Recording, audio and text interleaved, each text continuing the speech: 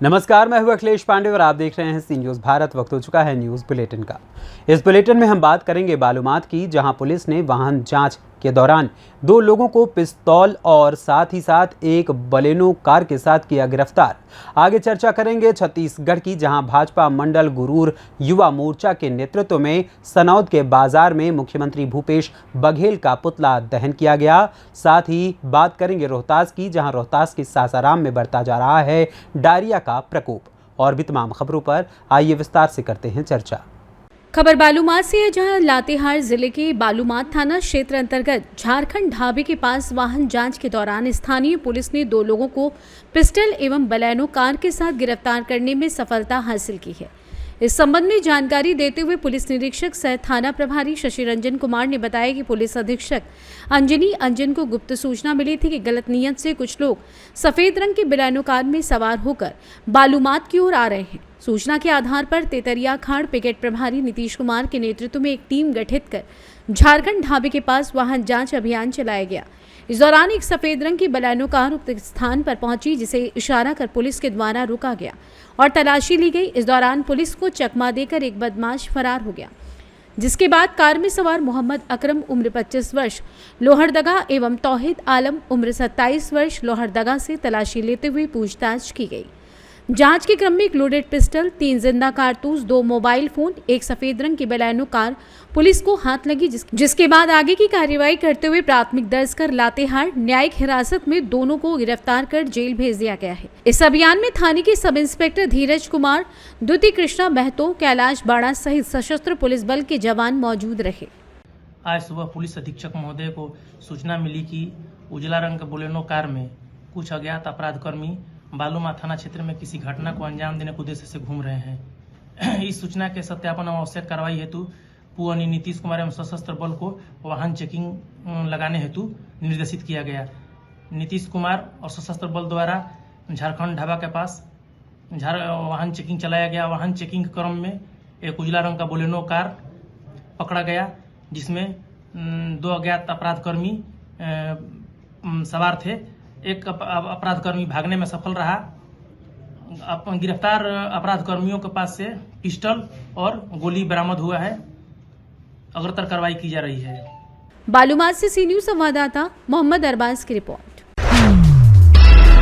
खबर छत्तीसगढ़ से है, जहां भारतीय जनता पार्टी मंडल गुरूर युवा मोर्चा के नेतृत्व में आज ग्राम सनौद के बाजार चौक में जुआ सट्टा के विरोध में छत्तीसगढ़ कांग्रेस पार्टी के मुख्यमंत्री भूपेश बघेल का पुतला दहन का कार्यक्रम संपन्न हुआ।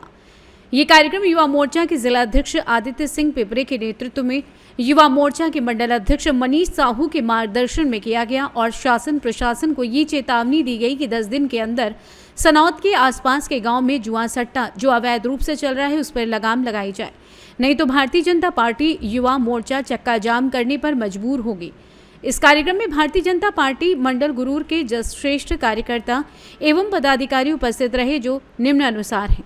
पूर्व विधायक प्रीतम साहू, गुरूर मंडल अध्यक्ष कौशल साहू, जिला उपाध्यक्ष त्रिलोकी साहू, जिला उपाध्यक्ष सुशीला साहू, मंत्री नरेश साहू, वरिष्ठ नेता ईशा प्रकाश साहू, महामंत्री खेमलाल देवांगन, मंडल उपाध्यक्ष उज्जवल साहू, डामेश्वरी साहू, युवा मोर्चा मंडल अध्यक्ष मनीष साहू, महामंत्री अजेंद्र साहू, मितेश साहू, मंडल महामंत्री मेहतर नेताम, वरिष्ठ नेता यादराम साहू, मुकेश दिल्लीवार, स्वच्छता संयोजक दुर्गानंद, मंत्री नीलांबर साहू, सुपेश साहू, हरिकृष्ण गंजीर, ललित गजेंद्र, केशव बंधु, टुकेश्वर पांडे सहित भारतीय जनता पार्टी के ज्येष्ठ श्रेष्ठ कार्यकर्ता एवं ग्राम सनौद के वरिष्ठ जन उपस्थित रहे।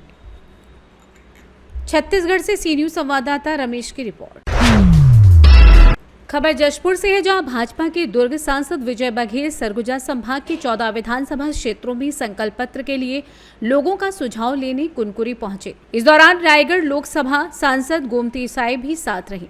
इस संकल्प पत्र सुझाव कार्यक्रम में कुनकुरी विधानसभा क्षेत्र के सैकड़ों लोगों ने अपना अपना सुझाव पत्र लिखकर विजय बघेल से चर्चा करते हुए मन की बात पेटी में डाला। सांसद विजय बघेल ने बताया कि वे भाजपा का घोषणा पत्र बनाने के लिए प्रदेश के सभी 90 विधानसभा तक पहुंचेंगे। भाजपा का सुझाव पेटी सभी विधानसभाओं में रखी गई है। सरगुजा संभाग में वे 13 सितंबर तक रहेंगे। घोषणा पत्र समिति लोगों के बीच में जा रही है और लोगों के मन की बात जान रहे हैं। उन्होंने कहा कि हर वर्ग को सरकार से अपेक्षाएं रहती हैं। पिछले चुनाव में अपने घोषणा पत्र में कांग्रेस ने कई वायदे किए थे जिन्हें सरकार बनने के बाद उन्होंने पूरा नहीं किया। कांग्रेस ने जनता के साथ धोखा और फरेब किया। विजय बघेल ने कहा कि उसका दर्द और पछतावा लोगों के मन में है। आंगनबाड़ी कार्यकर्ता, मितानिन, दैनिक वेतन भोगी से लेकर मंत्रालय के कर्मचारी, किसान, बेरोजगार, युवाओं सभी में सरकार के प्रति आक्रोश है। सांसद ने कहा कि बड़े उद्योगपति, व्यापारी, doctor, CA, chamber of commerce के लोग हमें सुझाव दे रहे हैं। लोग समझ चुके हैं कि भाजपा जो कहती है वो करती है, कांग्रेस जो कहती है वो करती नहीं है। विजय बघेल ने दावा किया कि भाजपा सरगुजा संभाग की सभी 14 सीटों पर जीत दर्ज करेगी।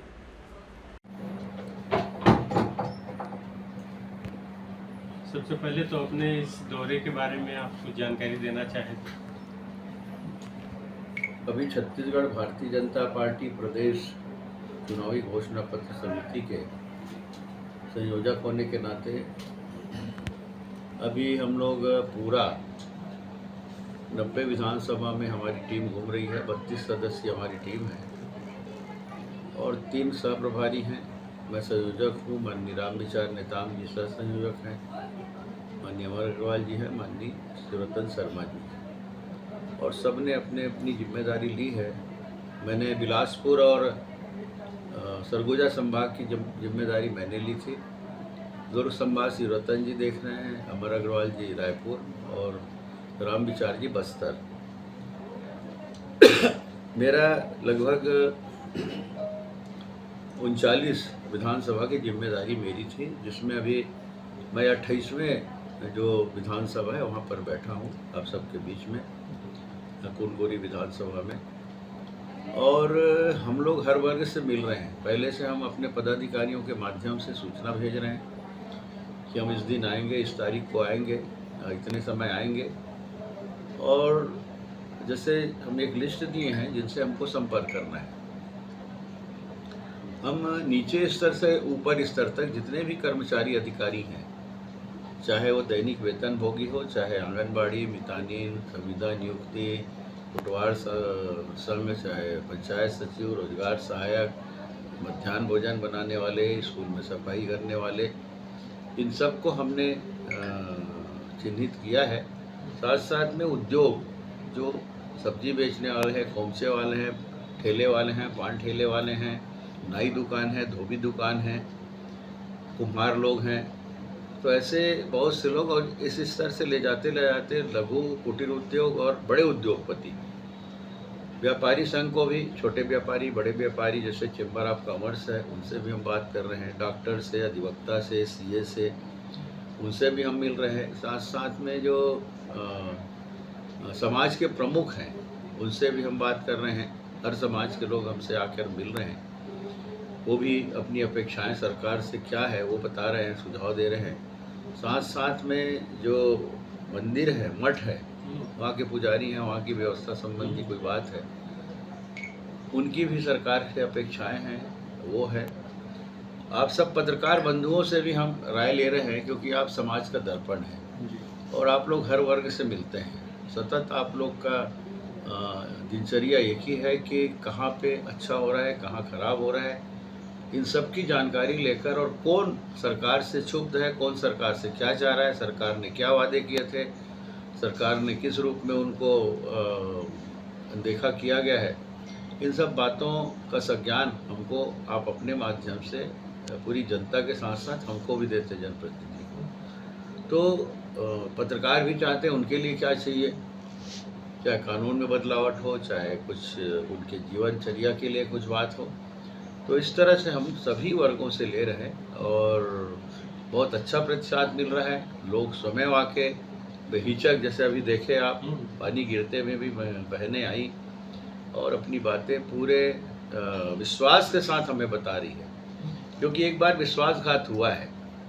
ये वो महसूस कर रहे हैं कि 2018 में अभी बता रही थी बहन जी कि 2018 से हम लोग हड़ताल करते आ रहे हैं। मतलब ये सरकार हड़तालों की सरकार हो गई है। इस सरकार में इतने हड़ताल हुए कि अभी तक स्वतंत्रता के बाद से किसी राज्य में किसी सरकार के समय नहीं। जशपुर से सी न्यूज़ संवाददाता दीपक वर्मा की रिपोर्ट। खबर छत्तीसगढ़ के मुंगेली से है, जहां 2023 चुनाव के पहले जहां एक और भाजपा लगातार बैठक के दौर में उलझ गई है, तो वहीं कांग्रेस अपनी पूरी तैयारी के साथ मैदान में उतरने वाली है। इसका अंदाजा इस बात से लगाया जा सकता है कि कांग्रेस संकल्प शिविर के बहाने अपनी पूरी ताकत से जनता को अपनी ओर आकर्षित करने का काम शुरू कर दिया है। कांग्रेस ने प्रदेश में सम्मेलनों की झड़ी लगा दी है, लेकिन मुंगेली और लोरमी में संकल्प शिविर का आयोजन किया गया, जिसमें छत्तीसगढ़ के डिप्टी सीएम टीएस सिंहदेव आयोजन में पहुंचने वाले थे, लेकिन रायपुर में लगातार बैठकों के चलते लोरमी नहीं पहुंचे, जिससे कार्यकर्ताओं में भारी नाराजगी देखी गई। भले ही वो भरोसा जीतने के लिए किया जाने वाला सम्मेलन हो या पार्टी कार्यकर्ताओं से मुलाकातों के लिए सम्मेलन हो या फिर जिलों में बूथ प्रबंधन के काम के बंटवारे के लिए ही लोगों का जुटाना क्यों ना हो, कांग्रेस में लगातार बैठकों और सम्मेलन का दौर जारी है। कांग्रेस 2023 में भी 2018 का फॉर्मूला अपनाते हुए नजर आ रही है। 2018 में भी कांग्रेस ने ऐसे सम्मेलन कर लोगों का मन मोह लिया था और ये पार्टी के लिए काफी फायदेमंद भी साबित हुआ था। कांग्रेस ने अपने छत्तीसगढ़ के राजनीतिक इतिहास में सबसे बेहतर जीत हासिल की थी और 71 सीटों पर जीतकर सत्ता पर काबिज हुई थी। कांग्रेस ने पिछली बार कहा था कि बूथ प्रबंधन को खास प्राथमिकता दी गई है। आइए जानते हैं इस विषय में सलाहकार छत्तीसगढ़ शासन राजेश तिवारी का क्या कुछ कहना है। कमेटी की अति आवश्यक बैठक वहाँ एआईसीसी से निर्देश है, इसलिए एआईसीसी के मेंबर कैंसिल हुआ है और किसी प्रकार की मायूसी कांग्रेस कार्यकर्ताओं में नहीं है। आदरणीय राजेश तिवारी जी, आदरणीय अटल श्रीवास्तव जी इस सभा को संबोधित कर रहे हैं और संकल्प दिला रहे हैं कि अब की बार 75 पार।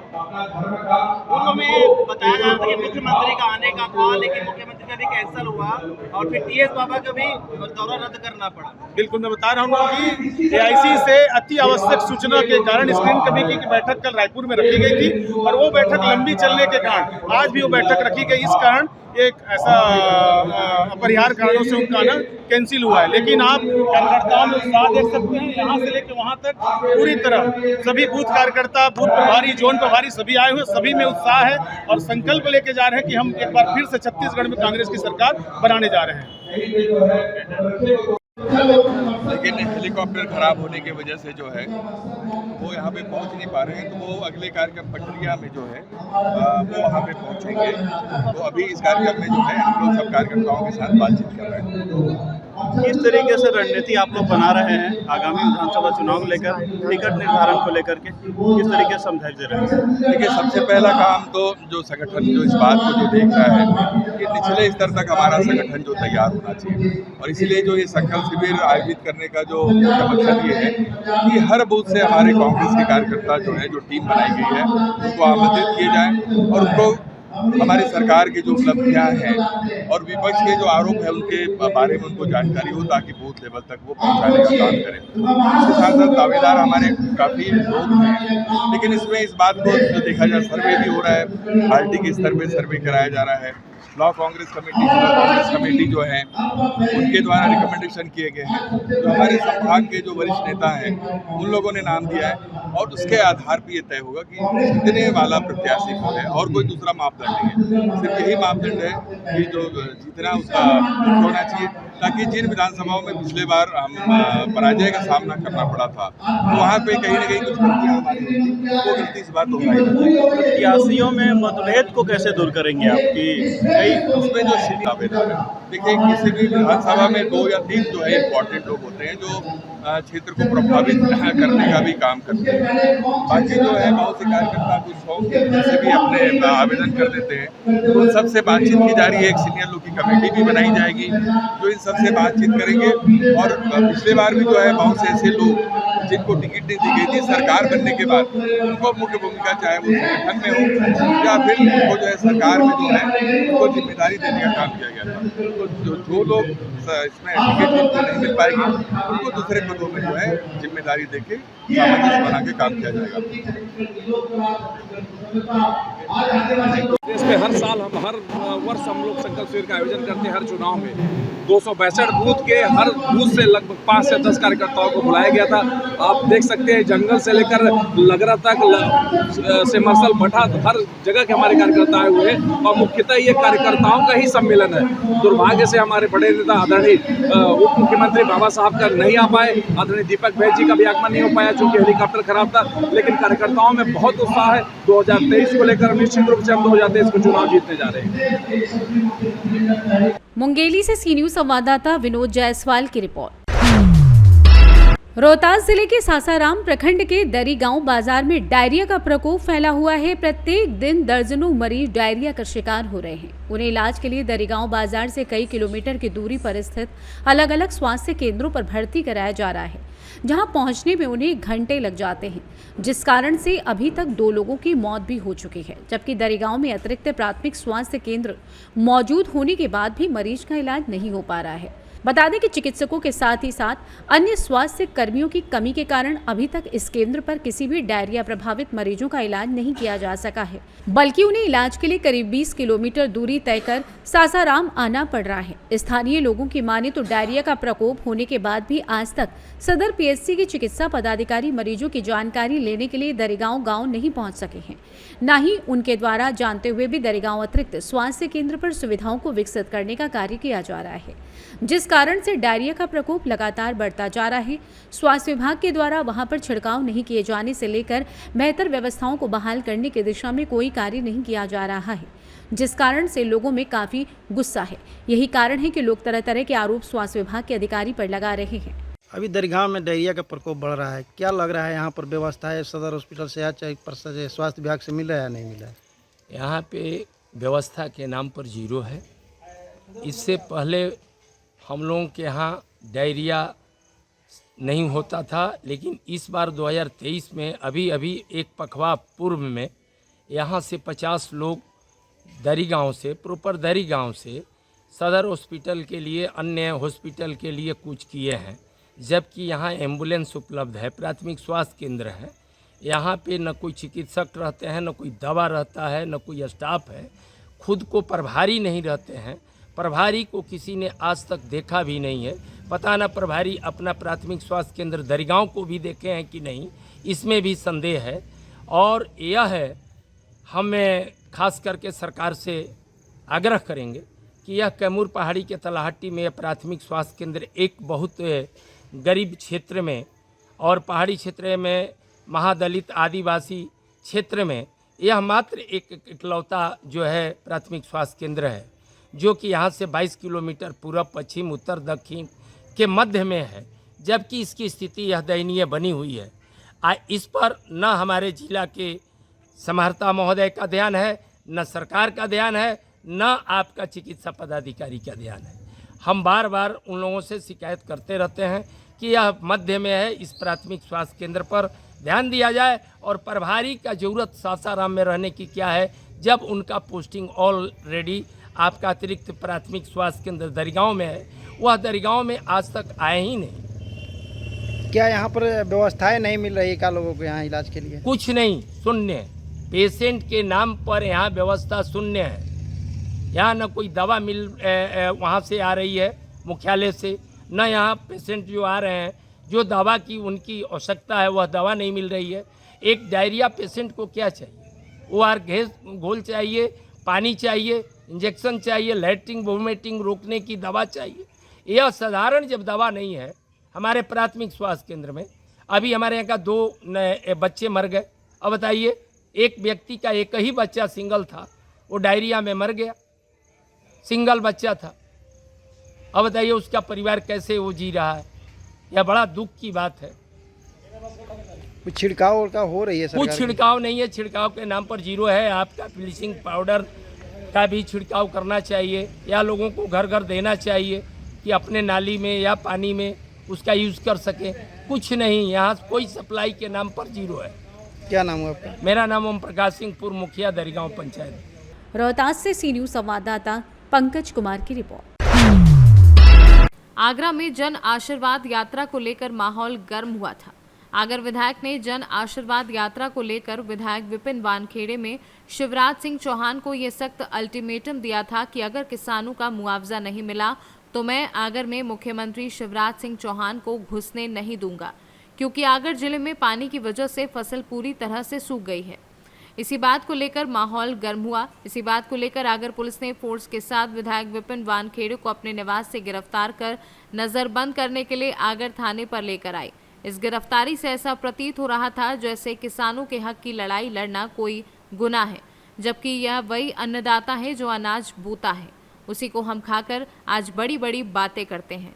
इसी बात को लेकर आज हजारों की संख्या में कांग्रेस कार्यकर्ताओं ने आगर थाने का घेराव कर दिया। अपने विधायक की गिरफ्तारी से नाराज कार्यकर्ताओं ने मुख्यमंत्री शिवराज सिंह चौहान के खिलाफ नारे लगाए। शिवराज सिंह जी ने आज लोकतंत्र की सारी मर्यादाएं तोड़ दी हैं। किसानों की नष्ट हुई फसल के लिए मुआवजा मांगना कोई गुनाह नहीं है। मैंने आह्वान किया था कि किसानों को मुआवजा दिलाने के लिए आज मैं विरोध प्रदर्शन करूंगा, लेकिन क्षेत्रीय विधायक होने के बावजूद मेरे घर पर पुलिस की 13 गाड़ी आती हैं और 13 गाड़ी से पुलिस आकर मुझे बलपूर्वक षड्यंत्र पूर्वक मुझे गिरफ्तार कर यहाँ पर थाने में नजरबंद कर दिया गया है। मैं इसकी निंदा करता हूँ और मैं शिवराज सिंह जी को फिर से ये बात कहना चाहता हूँ, चाहे कितनी भी आवाज़ दबाने का प्रयास कर लें, लेकिन किसानों के हक और अधिकार की लड़ाई मैं अंतिम सांस तक के लड़ते रहूँगा और जब तक किसानों को मुआवजा नहीं दिया जाएगा तब तक हमारी लड़ाई जारी रहेगी। आगर मालवा से सीनू संवाददाता लाड सिंह चौहान की रिपोर्ट। जनपद के औराई चौराहा पर जल जमाव की समस्या से स्थानीय लोगों और राहगीरों को काफी मुश्किलों का सामना करना पड़ रहा है, लेकिन जनपद के जिम्मेदार नेताओं और अधिकारियों से कोई मतलब नहीं है। जबकि जल जमाव की समस्या से तरह तरह के संक्रमण और रोग की संभावना बनी रहती है। साथ में औराई चौराहा पर वाराणसी, प्रयागराज, जौनपुर और मिर्जापुर जनपद के लोगों का आवागमन है। इसके अलावा भी दूर दूर के लोग इसी मार्ग से आते जाते हैं और जल जमाव से वाहनों के दबाव से पानी के छींटे दूसरों के ऊपर पड़ते हैं, जिससे जल जमाव की वजह से रास्ते में कीचड़ भी हो गया है, जिससे पैदल भी चलने वालों के लिए रास्ता दूभर हो गया है। थोड़ी सी भी बारिश से सड़क पर जल जमाव और भी हो जाता है। ये सब समस्या केवल कोई जल निकासी की व्यवस्था न होने से हो रही है। गुड्डू मोदलवाल ने जिला प्रशासन और जिम्मेदार लोगों से औराई चौराहा से भदोई रोड पर जल जमाव की समस्या से निजात दिलाने के लिए शीघ्र ही व्यवस्था करने की मांग की है। मैं औराई निवासी गुड्डू मोदलवाल, यहाँ पे पोस्ट ऑफिस बहुत इतना पुराना पोस्ट ऑफिस है, जान लीजिए जब तक ये देश नहीं आज़ाद हुआ तब से ये पोस्ट ऑफिस है, लेकिन यहाँ पानी का निकासी की व्यवस्था नहीं, पता नहीं यहाँ की प्रशासन व्यवस्था क्या कर रही है। अब कुछ समझ में नहीं आ रहा, पता नहीं कि पानी बरसता है तो इतना पानी जमा हो जाता है कि आने जाने वाले को इतना दिक्कत होता है, तरह तरह की बीमारियाँ होने की संभावना है। लेकिन यहाँ पर कोई प्रधान न प्रधान कोई सुनवाई करने वाला नहीं है। हम तक कृपया इस बात पर ध्यान दें कि कम इसकी कार्रवाई की जाए और इसको तत्काल जो इस पानी की व्यवस्था की जाए। पानी लगने का क्या कारण है? पानी लगने का कारण एक हल्की बारिश हो जाती है, उसके बाद जो इतना पानी जमा हो जाता है कि यहाँ आने जाने वाले को दिक्कत हो जाता है। बाइक वाले चलाते तो उनके सर के ऊपर से पानी बहने लगता है, इतना पानी यहाँ जमा होता है। माने सड़क किनारे नाला न होना, सड़क के किनारे नाला न होने की वजह से इतनी पानी यहाँ जमा होती है, लेकिन यहाँ कोई खोज खबर लेने वाला नहीं है। न यहाँ के प्रधान, न विधायक, न सांसद, कोई खोज खबर लेने वाला नहीं है, क्योंकि बाबा आदम जमाने का पोस्ट ऑफिस है, बाबा आदम जमाने का पोस्ट ऑफिस है, लेकिन यहाँ कोई खोज खबर लेना नहीं। इतनी गंदगी है जिसका कोई जवाब नहीं है। अब मंदिर पास में है, थाना पास में है, सब कुछ पास में है, या नेशनल हाईवे रोड है, दुद्धी चौपन वाला रोड है। बताइए यहाँ क्या हो रहा है, यहाँ सांसद विधायक क्या कर रहे हैं? भदोई से सीनू संवाददाता प्रदीप दुबे की रिपोर्ट। आज धारनगर में धार के महाराजा धीरज धारेश्वर महादेव की सवारी भक्त गरुड़ द्वारा निकाली गई, जिसमें भूत भावन भोलेनाथ के श्रद्धालुओं ने उनके नगर भ्रमण पर जगह जगह पर पूजा अर्चना की। ये सवारी धरनाथ मंदिर से प्रारंभ होकर नगर के प्रमुख मार्गों से होती हुई निकली। हालांकि आज के दिन यहां पर पुलिस प्रशासन के द्वारा सुरक्षा के कड़े इंतजाम किए गए थे ताकि कोई अनहोनी घटना न हो सके। आज धारेश्वर के मंदिर में मां आरती के पश्चात शिवडोले को धारेश्वर प्रांगण में दर्शन के लिए रखा गया, जहां श्रद्धालुओं ने भारी भीड़ के साथ भोलेनाथ धारेश्वर शिवडोले के दर्शन किए। शाम को ठीक 4 बजे धार जिला कलेक्टर प्रियंका मिश्रा, धार जिला पुलिस प्रशासन मनोज कुमार, पूर्व केंद्रीय मंत्री विक्रम वर्मा, धार विधायक नीना वर्मा, कांग्रेस के नेता कुलदीप सिंह बुंदेला आदि नेताओं ने यहां पर पूजा अर्चना की और उसके पश्चात शिवडोला रवाना होने पर धार जिला प्रशासन ने गार्ड ऑफ ऑनर देकर धार जिला पुलिस अधीक्षक ने भगवान धारेश्वर नाथ को सलामी भी दी। इस सवारी में राजनीतिक रंग भी चढ़ता हुआ देखा गया, जहां बीजेपी के नेताओं के पोस्टर एक और दिखाई दिए, वहीं दूसरी ओर भी कांग्रेसियों के नेता के भी पोस्टर दिखाई दिए। धार से सी न्यूज़ संवाददाता प्रकाश जोशी की रिपोर्ट। आज शिकोहाबाद नगर में भगवान कृष्ण की छठी पर आयोजित शोभा यात्रा में भगवान श्री कृष्ण के भव्य श्रृंगार और अलौकिक दरबार झांकी ने श्रद्धालुओं का मन मोह लिया। झांकी को देखने के लिए श्रद्धालुओं की भीड़ उमड़ पड़ी। नगर में योगीराज भगवान श्री कृष्ण जन्मोत्सव आयोजन समिति द्वारा श्री कृष्ण छठी पर पालकी महोत्सव का आयोजन किया गया। सोमवार को बैंड बाजे व आकर्षक झांकी के साथ आवास विकास कॉलोनी स्थित बिहारी जी मंदिर से यात्रा आरंभ हुई।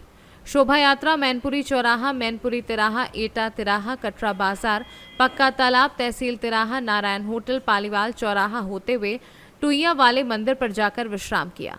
शोभा यात्रा के दौरान जगह जगह जोरदार स्वागत व आरती के बाद प्रसाद वितरण किया गया। हरे परमात्मने व्रत क्लेश नाशाय गोविंदाय नमो नमः। भगवान की महती अनुकंपा के फलस्वरूप हम सभी शिकोहाबाद वासियों के लिए बड़ा ही सौभाग्य का विषय है कि ठाकुर जी की छठी के उत्सव के रूप में आज श्री कृष्ण जन्माष्टमी जन्म महोत्सव समिति के द्वारा ये पालकी यात्रा का आयोजन किया जा रहा है। भगवान की यात्रा प्राचीन बांके बिहारी जी मंदिर आवास विकास से प्रारंभ हो रही है। बड़े ही सुंदर ढंग से पालकी को सजाया गया है और सभी भक्त बड़े मनोयोग के साथ में इस यात्रा को लेकर चल रहे हैं। ये यात्रा मैनपुरी रोड होते हुए एटा तिराहा, कटरा बाजार होकर के और पाली इंटर कॉलेज के सामने से होते हुए मेला वाले बाग में पूज्य श्री टुइया वाले बाबा के मंदिर में जाकर ठाकुर जी के दर्शन और भोलेनाथ का दर्शन दोनों का हरि और हर का मिलन कराकर पूर्ण होगी। और इस यात्रा के लिए आप सभी लोगों को बहुत बहुत भूरी भूरी प्रशंसा, भूरी भूरी धन्यवाद। जय जय श्री राधे।